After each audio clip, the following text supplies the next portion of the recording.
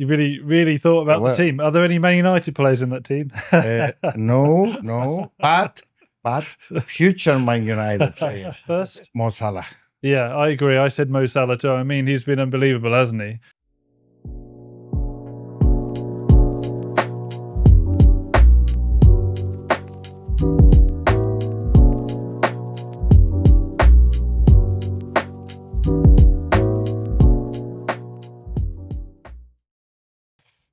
Jack, let's do a review of the season.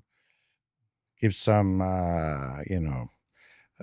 have some categories here: best player, best young player, best manager, best team, best signing, surprise team, favorite moment. And I wrote down, based on Opta analytics analysis, the best 11 with the 4-4-2 formation. Oh, wow. You really went deep into it. So you really thought about the team. Are there any Man United players in that team? No, but future Man United players. I see. All right. So where shall we start? Do you want to start with the player of the season? Your player of the season first? Mo Salah. Yeah, I agree. I said Mo Salah too. I mean, he's been unbelievable, hasn't he? Yeah. Not maybe the last few weeks he's sort of not been to the highest level that he's been, but they'd already won the league for a while. But before then, he was just unstoppable, wasn't he? 29 league goals, top scorer, although 18 assists as well. So, yeah, he's the standout man, isn't he, this season? Definitely. And, of course, best team, Liverpool. Best team as well alongside that, because you can't argue with it. They've just been ahead of everybody else. They've not been spectacular to watch every single week, but they've just ground out the wins. They've been, I don't know, they've just been efficient. I mean, if you take the last few years, it's been, very easy for Liverpool to win the Premier League. Yeah. Yeah, when you compare it. Yeah. I mean, we've been coming here week after week saying that we need to concentrate on the Champions League qualification positions because the relegation and the who's going to be champions have been decided. Yeah, long ago. It seems like we've been talking about it for weeks. It's just a strange one. Liverpool, very simple for them to win it. They were miles clear in the end. Yes. They didn't really have to work for it too much. They just had to keep remaining consistent every week. Yes. And I put down as best manager Arne Slot. Yes. For the fact that he came from a different league and he won the Premier League in his first season. Yeah, that's it. That's a great achievement. I did put him down too because I looked at a few managers, but I thought, well, yes, it's the first season. You probably looked at your manager. Well, I did say I put him down. I put him down as an honourable mention, Eddie Howe, because honourable mention because Sir, yeah, he's Sir. He should be Lord Howe, but Lord, King Eddie, but whatever you want to call him, he deserves every title. But yeah, if we're talking purely about the Premier League, it's Slot. But if you're talking generally about English football this season, it probably should be Eddie Howe, obviously winning the League Cup and finishing in the Champions League position, top 5. So unbelievable, probably best season in recent years for Newcastle, since I've been alive. But Arne Slot, one thing that really amazed me is that they haven't really strengthened the squad this year. That was what was impressive. It's not like he's had a massive budget at the start of the season, brought in hundreds of millions of pounds worth of talent. He hasn't. Yeah. He's worked with who he's got, and he's, a lot of players they're all Klopp's players. They all had a close affinity to him, and the one player he did sign, Chiesa, has hardly played because of injury. So he's just inherited the squad and just taken them on and to that next level. I mean, and some players like Van Dijk, McAllister, Gravenberg, they really excelled. They've all improved, all of them. Yes. I wanted to make another honourable mention to Nuno Espirito Santo. I'm so sad in a way that Nottingham Forest, sort of tailed off at the end and they couldn't quite do it. And, they've ended up with a Conference League place, as it turns out. I'm sure Marinakis is not happy with that. No, definitely. But he's done well, Nuno. Yeah, in the last few matches, it looks like the whole thing, like something happened, and I don't know, it's the tension, it's the after so many years that they were, but being in the top 3 for so long and then finishing in the Conference League position is really disappointing for us neutrals as well, not Nottingham Forest fans. But going back to Liverpool, even though it hurts me as a Man United fan, I need to mention the American owners, different type of model.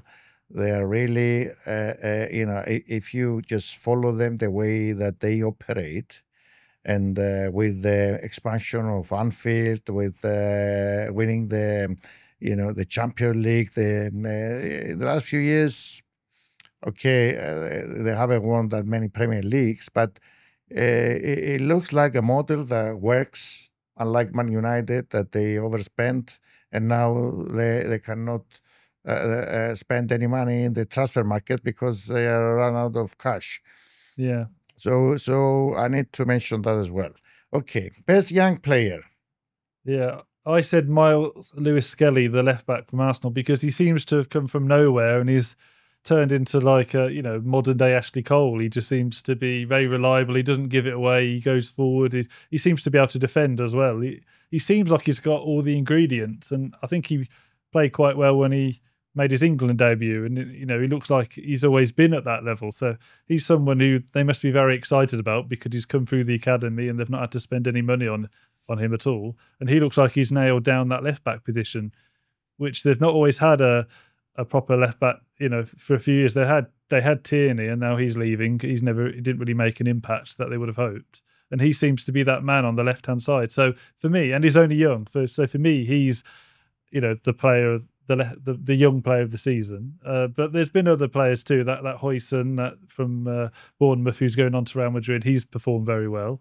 So there are some top players like Cole Palmer played very well at the start of the season, yes. Sort of tailed off again. Yes. But I was wondering, Palmer, is he in this category?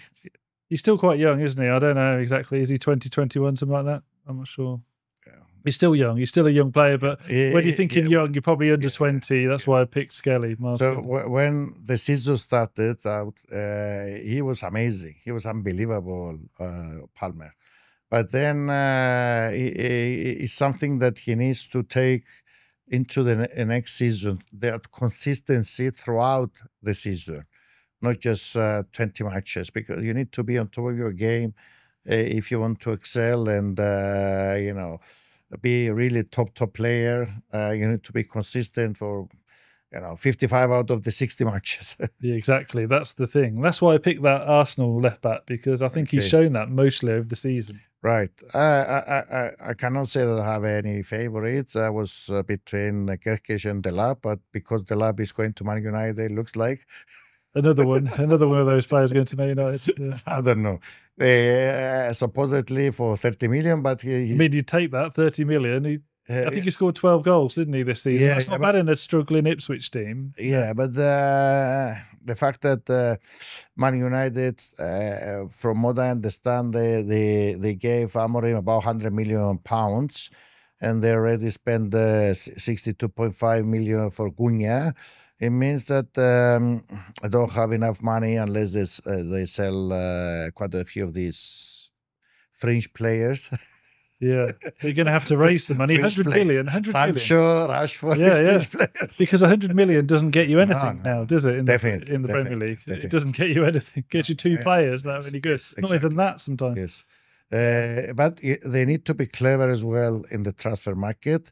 And from what I understand, Delap, even though his name is mentioned with different clubs, is in the transfer fee is in the region of 30 million. Okay, so we'll see what is going to happen. Best signing of the year, I put down Henderson, Crystal Palace goalkeeper. He's played well, and he's in the England squad, and he's and I couldn't understand why he okay. I have it in my best 11, which we're going to discuss later, the Nottingham Forest goalkeeper, but I didn't understand why he didn't stay with Nottingham Forest. He was on loan, and then Crystal Palace, and he was a hero in the cup final. Yeah, he was. He did play well, and he was obviously former Man United, wasn't he? And yes. he was thought he was going to be the number one. You know, when I think it was De Gea had an injury, and then he came back, and Henderson didn't play at all. Yes. So he wasn't happy with that. It's quite outspoken. Yeah, but in the Hag era, short spell at Man United, a lot of strange things happen. Yeah, we signed Onana. Yeah, that was a strange one. But one of the many Ajax players that he signed. Who did I pick? I went for signing. Well, I did mention him earlier, Dean Huijsen, and you mentioned Delap as well, Liam Delap. They're both very good signings last summer. That, you know, I had heard of Delap from when he played at Hull, because I went to uni in Hull and I keep a track of their scores, and he was a standout player. They had a few standout players that moved up from the Championship, but Huijsen nobody really heard of, and then, you know, he goes to Bournemouth. Delap is the son of Delap. Yeah, Roy Delap, the long pro guy. Yeah.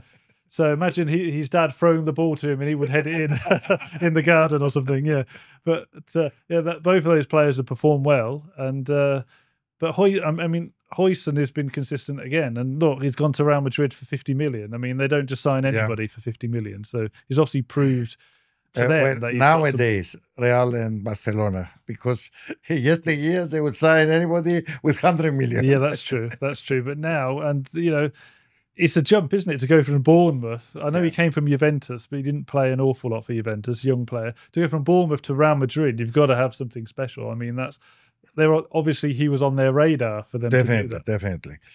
My surprise team is Nottingham Forest. Yeah, I said the same. But, big surprises, wasn't they? Big surprises, and like we said earlier, it's such a shame that they couldn't get over the line quite. You know, they had a few draws here, a few strange defeats at home, and especially the last match with Leicester. Leicester, that was it. To win. So, anyway, it made a really exciting final day of the season. It did. They did play. I mean, they've done well. It's fantastic. Not just for Nottingham Forest, but your team as well. You know, in the end, we did you a favor by winning us against Aston Villa. Yeah, thanks to Man United, thanks to a dodgy decision from the referee as well. I mean, your keeper, what was he doing there?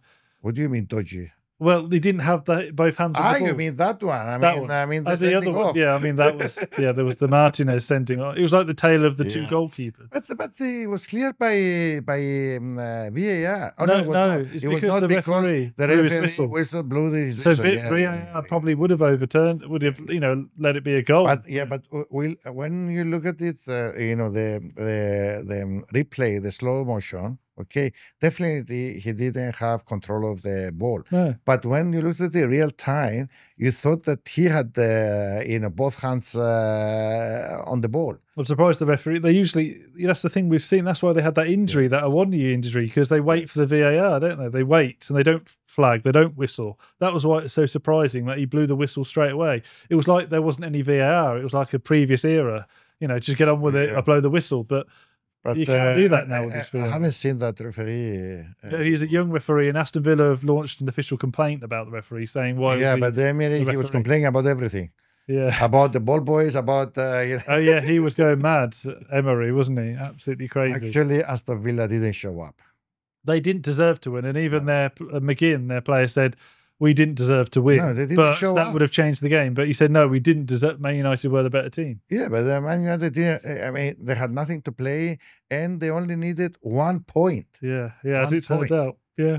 So this is what I keep saying about the character of the modern players, This is unbelievable what is happening. I mean, you expected they would be running out on the pitch like mad. Yeah. It was strange because Villa, Newcastle, and Forest all lost, didn't they? And they all needed that. You know, they were all in the mix for the Champions League. Newcastle just lucky that they happened to have the goal difference. To be honest, yeah, definitely. If they didn't have that goal difference, then it could have been Villa. And my favorite moment is Crystal Palace winning the FA Cup. Why are you laughing? Because it's not the Premier League, is it? But I'll let you off. It It's does just say favorite moment of the year. Okay, I will let you off. But it was a brilliant moment. Yeah, I agree. if we're doing that, then I'll have to change my favourite moment. My favourite moment is Newcastle winning the League Cup. Of course it is. But if we're talking about the Premier League, I quite enjoyed the Everton Liverpool game where it was Tarkowski scored in the last minute. Yes. That was probably the most memorable moment in the Premier League. The Premier League last derby at Goodison and Park. the explosion of the fans. Yeah, all the fans going crazy and the emotion, and also being him, the unlikely player, the captain, the centre back volleying it in the top corner in the last kick of the game. But yeah, of course, Newcastle winning the League Cup and Palace, fantastic for both teams. Two unlikely teams winning the cups is brilliant. Yes. Okay, I got this stats from Opta regarding the best 11 with the 4-4-2 formation. Okay. So let me go through them. I cannot go through all the stats. Yeah. Anybody can go on the internet and find the stats because they're analytical and very interesting, which is something I really enjoy, studying all these statistics. When now with football, you need to look at this side of the sport as well, not just 11 against 11 and one ball in the middle. So is for a goalkeeper they have Matt Sells from Nottingham Forest, right back Trent Alexander-Arnold, Williams Saliba of Arsenal centre back, Virgil van Dijk centre back, Josko Gvardiol Manchester City left back, Gravenberg central midfield, Declan Rice. I don't know why Man United didn't sign him when he moved from West Ham. They had the chance. They had the chance with many players. Missed that one. Brian Boemo from Bradford, right winger. Mateus Cunha, Wolves, left winger. Mo Salah, striker, and Alexander Isak, striker. No Man United players. No, yet, some of them might be joining from that list, but hopefully Newcastle can sign a couple of them. Well, at least Mbomo. I mean, he's great. At Brentford, he's very entertaining, and he just seems. He's like a fantasy league dream because he was quite cheap at the start of the season. It always seems to be, anyway. And then he has good stats. He scores quite a lot and assists as well. Yes. He's brilliant. Yeah, I mean, I didn't mention him when we were talking about player of the season, but because obviously Mo Salah. Everybody agrees it should be him, but he's been fantastic, and he's obviously one of the most in-demand players in the world at the moment. Hopefully Newcastle will keep him. I hope so. I think they might do because of the Champions League. And I'm thinking about my predictions at the start of the season. We were joking, weren't we, and saying, where do you think our teams are going to finish? And I said Newcastle for the top 4. Well, as it turns out, it wasn't too far away. Top 5 is the same thing, really, isn't it? And we got the Champions League. Fantastic. It was in the beginning of the season, but because of the Champions League, coefficient of the Premier League, top 5 gave you the Champions League. I can't wait for that. That's going to be great. The midweek games again on the Champions League. Fantastic. Okay. So I'm looking forward to that. I'm sure you can enjoy something in the middle of the week, maybe the League Cup or the FA Cup or something. No. There's some interesting movies to watch. Maybe TV series. Yeah. Netflix. Maybe some old Man United films. Maybe. Yes. I have some on VHS. Maybe like the 1999 treble-winning season or something. You can watch this, but fantastic. But. Yeah, it's very exciting, and one thing we want to mention is Ange Postecoglou winning the. I know it's against Man United, but he was getting very angry at the weekend because they were asking him about his job. Do you think you're going to stay? And he said, I don't understand these questions. I don't know why you're asking me about. It seems strange. I've created history, and you're asking me these questions. It was quite interesting because obviously they finished 17th. He was coming out fighting like coming out fighting. Did you see what he said? He said about the TV series. Do you know his proper Greek name? Was it? Yes. What's it remind me though?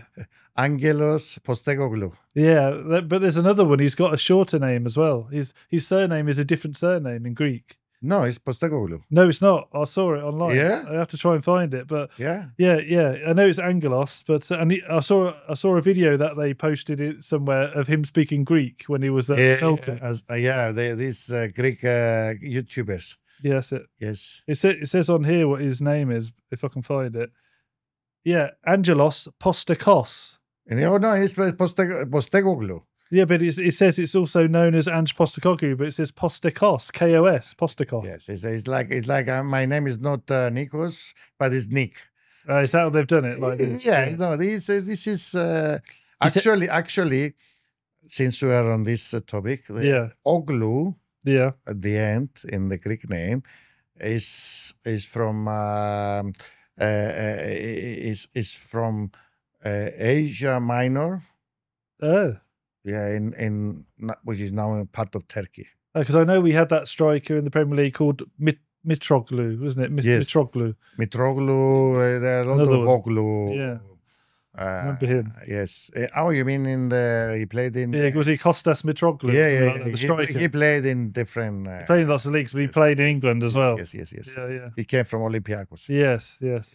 Interesting. So, but anyway, interesting character. Yeah. Even though when I went to the Cyprus Broadcasting Corporation the other day, we had the post-match, pre-match and post-match commentating on the TV with Christiana. I mentioned that I really like him as a character.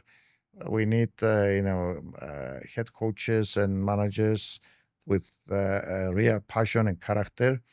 I expected Tottenham to go a step further this year. Okay, in the end they won the Europa League, which was a disappointing match anyway. It was. It was like watching the 16th and 15th teams in the Premier League. It was terrible. It was like a relegation match or something. It was really awful quality. Yeah. Two Premier League clubs, you expected a much better match. If you're Daniel Levy now, what do you do? Do you keep him or do you sack him? Well, I don't know, because strange things happen.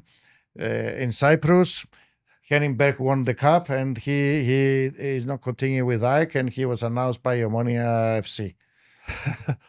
That's this is football. Yeah, but that's Cyprus football. Cyprus football was another level, isn't it? Well, we have seen it, and not frequently in Eric Ten Hag, England. They were going to sack him, but they kept him in the end, didn't they? Yeah. They were going to sack him after the FA Cup win. Yeah. So and the Dutch guy won the FA Cup with Man United. Van Gaal. Van Gaal. He won the FA Cup and he was sacked. And Mourinho took Tottenham to the League Cup final, and they sacked him the day before or the 2 days before the final. Didn't even give a chance. So it is football. Now it's really strange. Yeah, it is. Yeah. So I mean, I expect anything. I even mentioned it here in the channel that I wouldn't be surprised if he won the Europa League and he was sacked the next day, but he survived the next day. Yeah. He had a hangover the next day, probably. Actually, it would be stupid. He needs to give him the money now with the Champions League and Daniel Levy to further strengthen the squad. That is the problem, though. Daniel Levy and money doesn't go together very well. He doesn't spend money. He doesn't spend because he is the most profitable club in the Premier League. Yeah, that's why. That's one of the reasons. He's very good with the money, but he doesn't invest in the squad very often, does he? He's very careful. Yeah, but they built the stadium, the new stadium, state of the art, and it was 1.something billion. Yeah. And everyone say, wow. And now we're talking about 2 billion for Man United, and nobody is surprised anymore. Yeah. It's like normal. He did it at the right time, and it was a fantastic stadium. I haven't been to it. I've just heard from people who've been. I really want to go. It's like an American stadium. It's so impressive. And it has a bowling alley from what I understand. It has different. Got everything. It's got a mile-long bar or something. Exactly. It's got all sorts of stuff there. So it's a cash cow machine. It looks like the stadium. Yeah. But if they really wanted to challenge for the Premier League, they need to strengthen the. They were playing the other day. They were playing with no real out-and-out striker. Song was on the bench. Yeah. Who would be supposedly a threat. Of course, I don't know. He wanted the defensive duties over Richarlison. I don't know what he was doing, but he managed to win the. He made it the most boring game possible, but it suited his new game plan. That he threw out for that match. And it's an amazing achievement anyway. personally for him, and we see what's going to happen because I every year I keep saying I need to see 3 teams challenging for the Premier League until the end, and usually couple of months before the end of the season, one of the teams drop off, and Man City had an amazing season. Arsenal, I think they lost it with 98 points or something. So it's, but this year, as we mentioned before, it was really boring of who's going to win the Premier League. Yeah, we hope it's a much more entertaining next season. We want to see all these teams competing, not just for the Premier League, but to stay up. We hope in these, obviously. So next season we've got some obviously new teams come up, haven't we?